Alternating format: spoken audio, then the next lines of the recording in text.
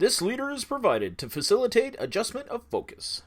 Please be aware there are spoilers contained in this video presentation. Raindrops keep falling on my head, but the void contest will not be misled. Make Earth robot free, 'cause all I know is that they kill lots of people on the off-world colony. Retired is the main decree. Blade Runner was released in 1982, directed by Ridley Scott.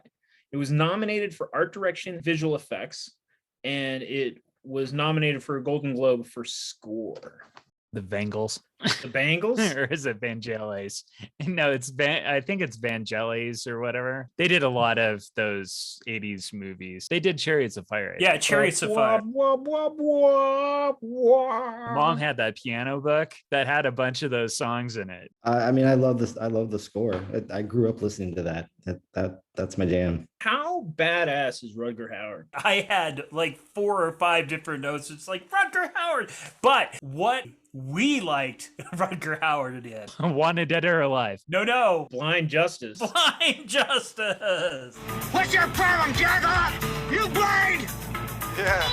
What's your excuse? Such a dumb premise. And I know that video store up the street from us, they must have gone, the Brown family has rented Blind Justice like 10 times. Why do they not just buy this stupid thing? You know, it's worse. It's not called Blind Justice. It's called Blind Fury. When you type in Rutger Hauer, I was like, Blade Runner is the 4th movie down, behind Hobo with a Shotgun. I was trying to capture the spirit of the thing. Deckard's boss was the newspaper writer in Slapshot. Just answer the questions, please. Thing with Daryl Hannah and the whole kind of weird toy thing. She's a pleasure model. Yeah. The light that burns twice as bright burns half as long. Dr. Tyrell, of course, is the bartender at the Overlook Hotel. How's my credit in this joint anyway?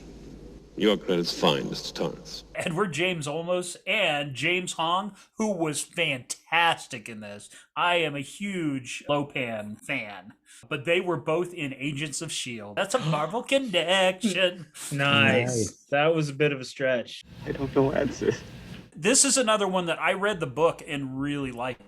Do Androids Dream of Electric Sheep, or the Philip K. Dick book, is well worth your time.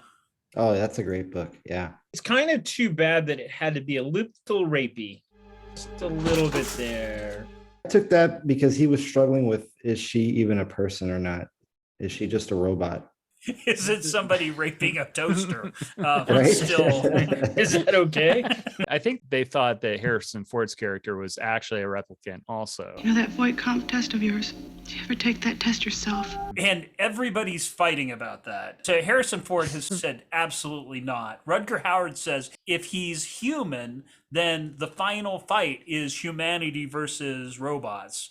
If it's not, then it's just your toaster and your fax machine fighting. All those moments will be lost in time. The whole unicorn, where he has that dream about the unicorn, and then Edward James Olmos puts the little unicorn origami down there, which I made, by the way, in Hey! No one so far has done as much homework as you. The best movie I've seen, Man versus Machine, is Office Space, where they take a baseball bat to the fax machine. When I went to go see Rear Window, I got to go see it at the new $1 Million Theater in downtown Los Angeles. And that is across the street from the Bradbury building.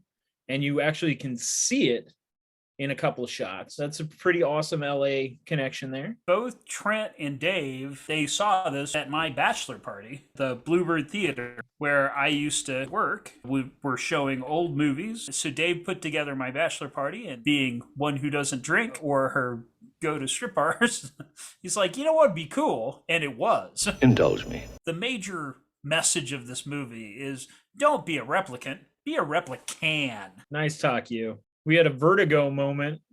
Somebody hanging off a building. But Rutger Hauer didn't get his center of mass over the side like that policeman in Vertigo. Well, Rutger Hauer could also lift up a car.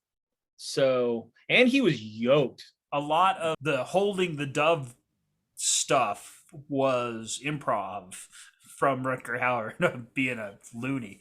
You proved something I already knew. That shot of the stripper replicant running through the glass walls, how trippy is that? There's just so many different things going on all at once. And whew, doggy. Come on, Eddie, I caught you with your pants down. I always like they live. To think that aliens live among humans and no one knows anything unless they wear these sunglasses, which is so like dumb, but I have come here to chew bubblegum and kick ass, and I'm all out of bubblegum. Roddy Piper. It's ridiculous, but you go, dude, I would totally watch that. I mean, that's like really interesting to me because I like sci-fi. I like these movies. It's I don't really know what's going on most of the time, but I think one of the secrets to being happy in life, trying to figure out what stuff you need to understand, what stuff you could just kind of go, well, all right. At the end of the day, I just don't care. No future ukuleles. They could have had ukuleles in this. I'm going to give this 3 ukuleles. A number 1. It's got a special place in my heart because we watched it at my bachelor party. I also think I will give it 3, mostly because the fight scene between Rutger Hauer and Harrison Ford and the end is just the biggest surprise to have it parking brake stop right there. Bet me $1 million that wouldn't have been what I would have thought. 3 ukuleles.